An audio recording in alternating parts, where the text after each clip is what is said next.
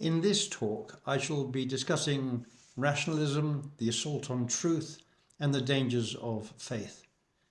It's important not to take at face value the things that may be presented to you as facts, especially when these so-called facts often come from newspapers, people, or others with vested interests. Always, if you can, go back to the source. This applies as much to other walks of life as to research, but the requirement in research is particularly strong, and the requirement to quote sources and so on. But if the source itself is wrong, then your conclusions are likely to be wrong as well. And that was illustrated very well in a completely different sphere, maps. A map maker long ago suspected that others were taking the maps which he had painstakingly constructed following extensive research and were simply passing them off as their own, perhaps extending them, but certainly taking what had already been produced without acknowledgement. So this map maker created a town, actually a village, that didn't exist, and he placed it on a map that he had produced. We find that maps produced 200 years later were still reproducing that fictional village. Map makers who followed him didn't do their own investigation, they simply copied what had gone before. But if the need to check your sources and to check apparent facts is true in research and map making, it's also true. It's very much more true, some would say, in day-to-day life. One of the tragedies of recent life is that lies and falsifications have become all too common. We only have to look at the USA today and the normalization of lies spread by the Republican Party and its leaders, who know that if they repeat lies often enough, some people anyway, will believe them. And we experienced that in the UK around Brexit, where those in favour of Brexit promulgated lie after lie about the benefits of leaving and denounced those who pointed out the costs as engaging, so they said, in what they called Project Fear.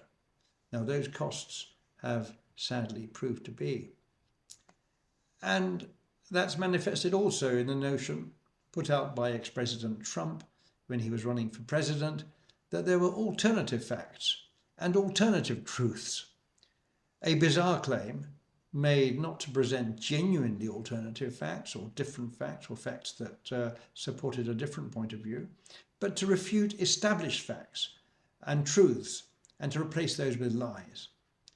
Now, in a sense, the notion that facts and truths are not absolute is taking to an extreme the development of the modernist school of thought, which also more or less states that facts are relative. Although, to be fair to the modernists, they argue that apparent facts have to be interpreted in their context, and they don't seek simply to state lies as truths and refute facts with made-up alternative facts.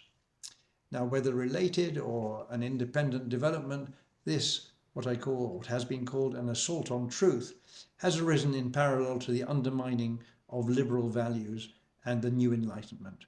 20 years, perhaps 30 years ago, with the collapse of the Soviet Union, the end of apartheid, and more recently the election of Obama in the USA, many were looking forward with optimism to a new era of peace, respect for fellow men, kindness towards neighbours, and so on.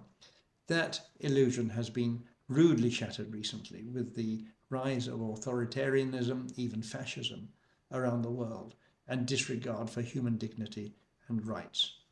People talk of a pendulum, that it swings towards authoritarianism and fascism, but eventually swings back, and then vice versa.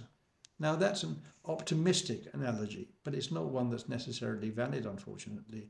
The problem with the pendulum analogy is that once the pendulum has swung towards fascism, the fascists are inclined to dismantle the pendulum and make it impossible for it to swing back again without a war or some other seismic event.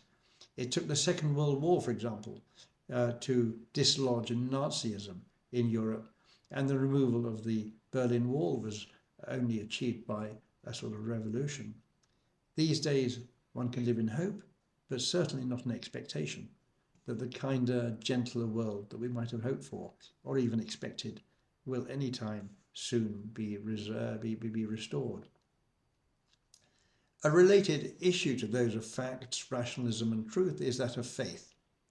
Now, this is a controversial subject and it's not easy to discuss, but it's something that I've thought a lot about, as have others. The problem with faith is that you can pass faith as a reason for belief in quite different things. Actually, you can believe anything based on faith without the need to justify that belief. And so Christians of different denominations believe in different things from other Christians because of faith. Faith in what they believe is different from what others believe.